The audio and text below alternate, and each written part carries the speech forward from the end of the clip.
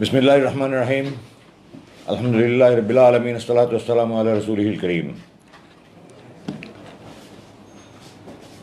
গণমাধ্যমে সম্মানিত ভাই বোনেরা এবং প্রিয় দেশবাসী, আসসালামু আলাইকুম ওয়া রাহমাতুল্লাহি ওয়া বারাকাতুহু। আমি আপনাদের সকলের কাছে প্রথমে ক্ষমা প্রার্থনা করছি। আমি প্রায় 25 দিন হলো মুক্তি পেয়েছি, কিন্তু আমার শারীরিক এবং মানসিক অবস্থার কারণে আমি এখনও চিকিৎসাধীন আছি। আমি এই বিলম্বের কারণে আপনারা অনেক প্রতীক্ষা করছেন, অনেক দিন থেকে অপেক্ষা করছেন, আমি জানি। আমি আপনাদের কাছে আগে আসতে না পারায়, আগে আপনার সাথে কথা বলতে না পারায় আমি আমার ক্ষমা প্রার্থনা করছি। আপনারা আমাকে ক্ষমা করবেন। আমার আন্তরিক ইচ্ছা থাকা সত্ত্বেও আমি কথা বলতে পারিনি। এখনও আমার শারীরিকভাবে সম্পূর্ণ সুস্থ নয়, আমি চিকিৎসাধীন রয়েছি। তো আমি আমার সাধ্য চেষ্টা করব আপনাদের সাথে আমার কথা তুলে ধরার।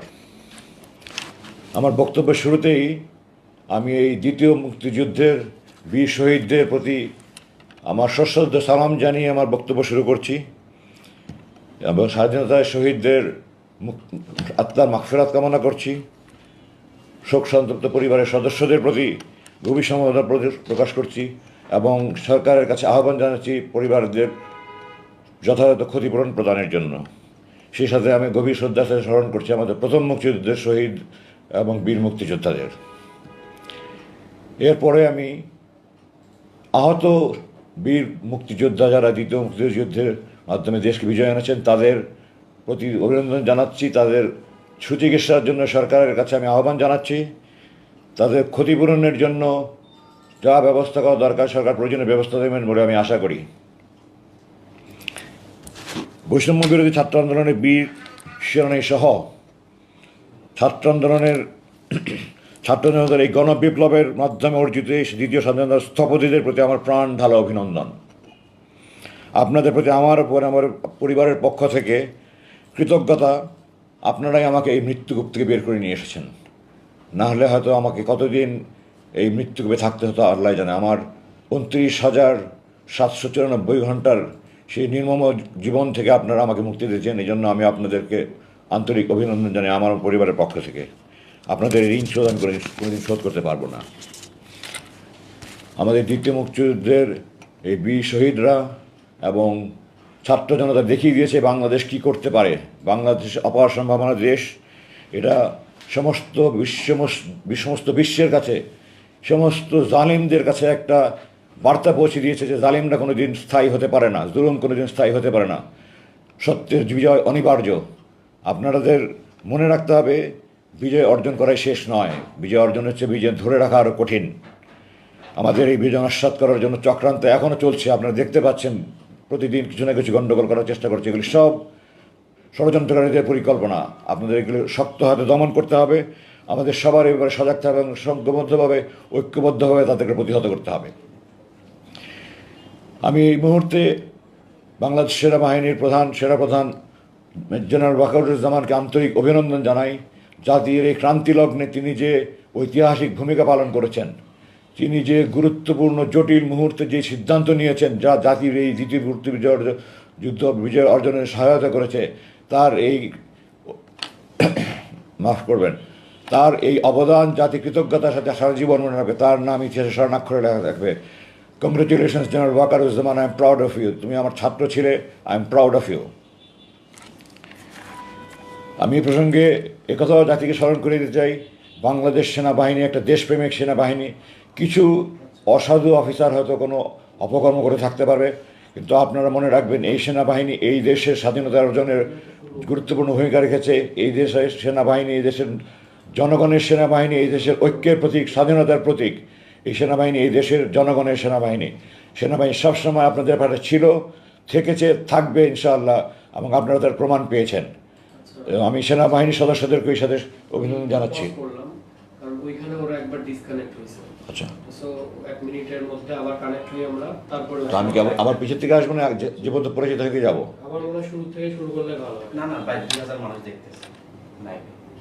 আচ্ছা, ওকে, আপনি পজ করে যেখান থেকে বলছেন এর পরে শুরু করেন। আমি জাস্ট ওর সাথে আগে শুরু করবো। আচ্ছা, আমি অন্তর্বর্তীকালীন সরকারের প্রধান ডক্টর ইউনূস সহ সকল উপদেষ্টাদের প্রতি আন্তরিক অভিনন্দন জানাচ্ছি। আপনারা এই গণবিপ্লবের মাধ্যমে অর্জিত এই বিজয়কে আপনারা দেশকে 50 বছর এগিয়ে নিয়ে যাবেন বলে আমি দৃঢ়ভাবে বিশ্বাস করি। ডক্টর ইউনূসের মতো একজন যোগ্য ব্যক্তির নেতৃত্বে এই উপদেষ্টা পরিষদ দেশের সকল জঞ্জাল মুক্ত করবে। দেশের যত রকমের প্রতিষ্ঠানকে ধ্বংস করে দেওয়া হয়েছে সবগুলি প্রতিষ্ঠানকে আবার ঢেলে পুনরায় সাজিয়ে দেশকে একটা সমৃদ্ধশালী রাষ্ট্র হিসেবে গড়ে তোলার জন্য ওনারা সর্বাত্মক চেষ্টা করবেন বলে আমি বিশ্বাস করি। আপনার যা তা কিছু অন্যায় অবিচার জুলুম অবিচার হয়েছে, যত গুম খুন অর্থ পাচার সব যত রকমের যত অবিচার অন্যাচার জুলুম নির্যাতনের সব কিছুর আপনারা তদন্ত করবেন, দোষী ব্যক্তিদেরকে চিহ্নিত করে তাদের দৃষ্টান্তমূলক শাস্তির ব্যবস্থা করবেন এবং দেশকে একটা সুন্দর সঠিক পথ দেখিয়ে আপনারা দেশকে গণতান্ত্রিক সরকারের হাতে হস্তান্তর করে আপনার দায়িত্ব যথাযথ পালন করবেন আমি দৃঢ়ভাবে বিশ্বাস করি, আশা করি এবং দোয়া করি। আমি জনগণের প্রতি সমস্ত রাজনৈতিক দলের প্রতি আহ্বান জানাচ্ছি, আপনারা আপনাদের সর্বাত্মক সহযোগিতা অব্যাহত রাখবেন এই বিপ্লবী সরকারের প্রতি এবং রাজনৈতিক দলের প্রতি আমার বিশেষ অনুরোধ থাকবে আপনারা ওনাদেরকে নির্বাচন নিয়ে কোনো রকমের কোনো চাপ দেবেন না, আপনারা কোনো রকমের সময় বেঁধে দেবেন না। ওনারা আমি দৃঢ়ভাবে বিশ্বাস করি ওনারা যথাযথভাবে কাজ করে যত দ্রুত সম্ভব ওনারা গণতান্ত্রিক প্রক্রিয়া চালু করবেন।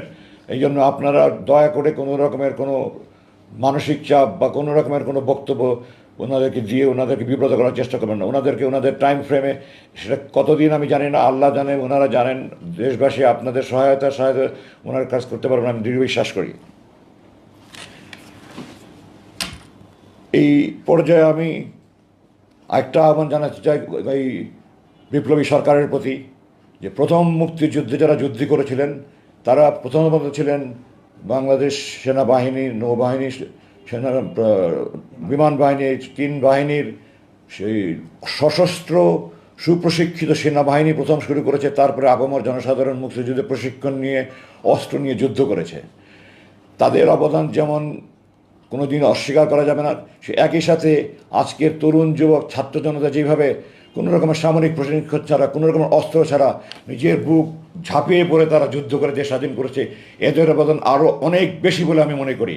এবং এই জন্য আমি জোর দাবি জানাই যে প্রথম মুক্তিযুদ্ধে যেমন শহীদ এবং বিভিন্ন বীরত্বপূর্ণ দায়িত্ব পালনের জন্য বীর শ্রেষ্ঠ, বীর উত্তম, বীর বিক্রম, বীর প্রতীক খেতাব দেওয়া হয়েছে, এই তৃতীয় মুক্তিযুদ্ধের শহীদদের প্রতি আবু সাহিদ সহ শহীদ এবং অন্যান্য যারা আহত হয়েছে, যার কৃতিত্বপূর্ণ ভূমিকা পালন, তাদেরকেও যথাযথভাবে এই সাহসিকতাপূর্ণ খেতাব বিশিষ্ট, বীরুত্তম, বীর বিক্রম, বীর প্রতীক যথাযথভাবে সরকার একটা কমিটি করে যাকে যে যেটা প্রাপ্য সেই খেতাব দেওয়ার জন্য আমি দৃঢ়ভাবে আহ্বান জানাচ্ছি। আমি আমার মূল বক্তব্যে যাওয়ার আগে আরও দু একটা বলতে চাই। প্রথম হলো, আমি আমার 57 জন শহীদ বিডিআর নির্মম হত্যাকাণ্ডে 57 জন শহীদ বীর ভাইয়ের রক্তের বদলা চাই। কোরআনে আছে খুনের বদলা খুন। আমার এই 57 জন আমার কলিজার টুকরা ভাই বাংলাদেশ সেনাবাহিনী কেন, কোনো সেনাবাহিনীতে general Shakil, colonel Gulzar, colonel ইতকুদ্দুল্লাহি রহমান শফিক, কর্নেল এমদাদের মতো অফিসার তৈরি হওয়া খুব কঠিন ব্যাপার। এই সমস্ত অফিসারকে যারা খুন করেছে, যারা খুনের পরিকল্পনা করেছে, যারা উপদেশ দিয়েছে, পরামর্শ দিয়েছে, বাস্তবায়ন করেছে, এদের সবার বিরুদ্ধে দৃষ্টান্তমূলক শাস্তির ব্যবস্থা গ্রহণ করা হোক। যা মৃত্যুদণ্ড হোক, যে দণ্ড হোক, আমি খুনের বদলা খুন চাই। যারা খুনের দোষর সবার প্রকৃত তদন্ত করে অপরাধ বের করে বিচার কাজ পূর্ণভাবে সম্পূর্ণ করতে হবে। এটার জন্য আমি সরকারের প্রতি আহ্বান জানাই এবং এর সাথে এও জানাই যে সেই পূর্ববর্তী সরকারের সময় যেই তদন্ত কমিটি হয়েছে তার পূর্ণাঙ্গ রিপোর্ট প্রকাশ করা হোক এবং যারা তদন্ত করেছেন তারা যদি দায়সারাভাবে এই অপরাধীদেরকে দায়মুক্ত করার জন্য করে থাকে তাহলে তাদেরকেও এই বিচারের আওতাভুক্ত করা হোক। আমি মনে করি যে যারা অপরাধী এবং যারা অপরাধীদেরকে দায়মুক্ত করার জন্য দায়ী, তারাও সমভাবে অপরাধী, সুতরাং সবাইকে আওতাভুক্ত করতে হবে। আমি আমার বক্তব্য যাওয়ার আরেকটা আবেদন রাখতে চাই। বাংলাদেশ সেনাবাহিনীর শত শত অফিসার এই গত সরকারের নির্মম জুলুমের শিকার হয়েছে, তারা বরখাস্ত হয়েছে, অকালীন অবসর হয়েছে, তাদেরকে বিভিন্ন রকমের হয়রানিমূলক ব্যবস্থা আছে। এগুলি প্রত্যেকটার তদন্ত করা হোক এবং প্রত্যেকটা দোষী ব্যক্তিদের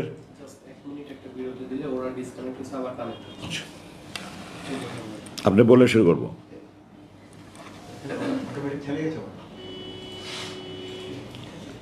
ঠিক আছে আমার বক্তব্য। অসুবিধা নেই, পজ হয়ে যাবে। কোনো চ্যানেল লাইভ দিচ্ছে নাকি, একটু চ্যানেল ক্লিক করে দেখো না। দেখা যাচ্ছে? এখন কি বসে আছে তো দেখা যাচ্ছে? না না, টিভিতে কোনো চ্যানেল লাইভ দেখাচ্ছে না, একটু চ্যানেল ক্লিক করে দেখো। যমুনা দেখা পরে আপনি এই টেনশন আমি করেন না। আপনি বললে আমি শুরু করবো।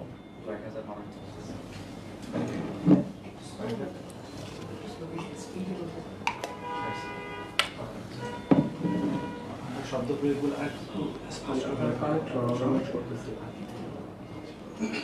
আমি 8 বছর কথা বলি না, আমার ওই সাবলীলতাটা আগেরটার মতো তত নাই। আমি শারীরিকভাবে অসুস্থ। আচ্ছা, আপনি কানেক্ট হন, নাহলে আমরা লাইভ ফেসবুক যেটা চলতেছে এটা শুরু করবে?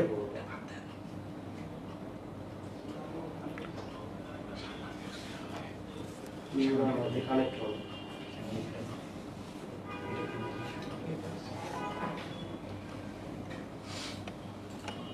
আমরা আবার স্টার্ট করি আমরা। ডিসকানেক্ট হওয়ার জন্য আমাকে একটু বিরতি দিতে হয়েছে। আমি আবার শুরু করছি।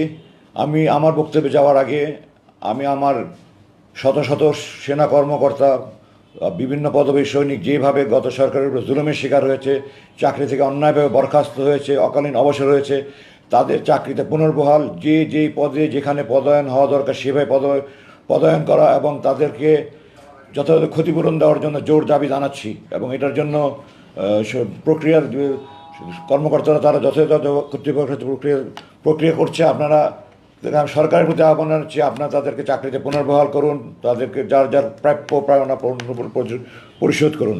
এবং সেই সাথে শুধু সামরিক বাহিনী কর্মকর্তা না, সামরিক বেসামরিক সকল অঙ্গনে যারা যেরকম যে যত জুলুম অভিযান অন্যায় সবগুলোর আপনার প্রতিকার করবেন আমি বলে বিশ্বাস করি।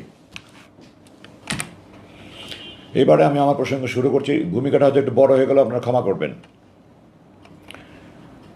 আমার বাবা 2012 সালের 12ই জানুয়ারিতে এক প্রহসনের ট্রাইব্যুনাল তাকে গ্রেফতারের আদেশ দেয় এবং উনি প্রায় 3.5 বছর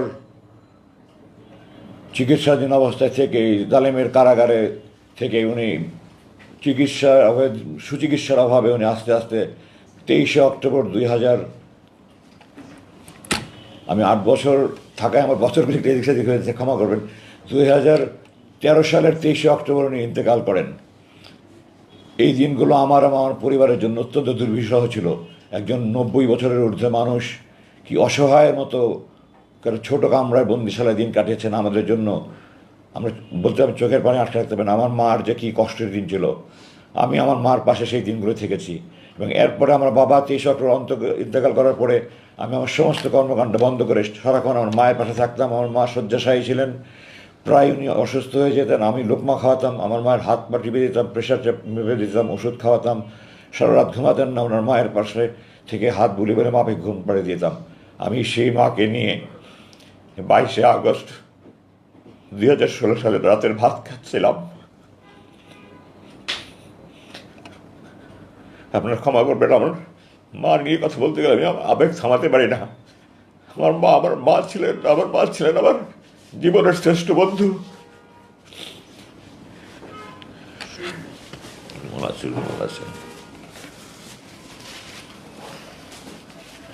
আমি আমার মার সাথে খেতে বসেছিলাম।